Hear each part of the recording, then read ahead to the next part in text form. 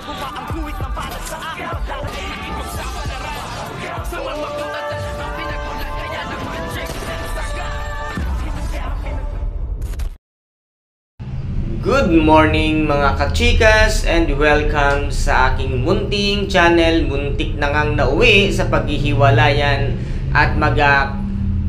iwanan ang grupo nga nitong si Tanggol dahil nga sa kanyang padalos-dalos na desisyon at sa kanyang bugso at galit ng kanyang damdamin dahil nga sa bigat ng kanyang dinadala nang malaman nga niyang hindi pala siya tunay na anak nitong ang si Mang Rigor at naalala niya ang lahat ng lupit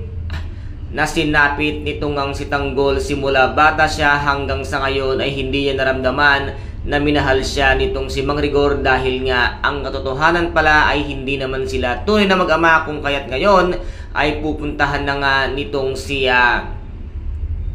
Tanggol itong si Aling Marites upang alamin nga ang katotohanan kung sino nga ba ang kanyang tunay na ama at sana nga daw ay nasabi ni Tanggol sa kanyang sarili kung sino man ang kanyang tunay na ama, sana nga raw ay matanggap siya at mahalin siya bilang isang Tanggol at kung ano ang kanyang tunay na pagkatao at dito siya magkakaroon ng maraming katanungan at dito naman ay patuloy ngang nagtatalo itong ang si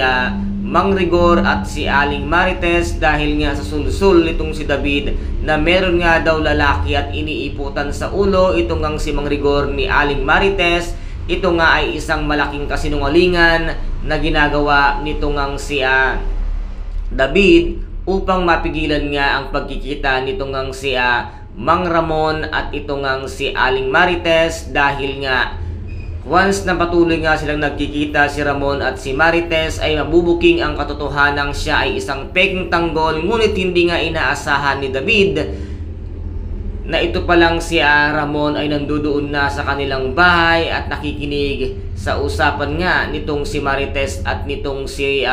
Rigor kung kaya't dito nga ay biglang bumunot nga ng baril itong ang si David at hindi nga siya papayag na malaman nga nitong si Ramon ang katotohanan kung sino nga ba siya at ano ang kanyang tunay na pagkatao kung kaya't dito kaya ay si David na kaya ang tatapos dito nga kaya Ramon dahil sa iniingatan niyang kasinungalingan at pangalan niya at ngayon ay dito rin naman darating itong ang si Tanggol upang hanapin nga itong si Aling Marites at harapin na ng tuluyan itong ang si Rigor. Dito na sila muling magtatagpo-tagpo at magkakaharap-harap at dito na rin kaya magkakabukingan at magkakaalaman ng katotohanan kung sino ang tunay na Tanggol at kung ano talaga ang tunay na pagkatao ni David. Kaya guys, kung nagustuhan po ninyo ang aking videos for today, paki-subscribe na lamang po ng aking channel, paki-like and share para mag-update kayo sa lahat ng gagawin kong videos dito nga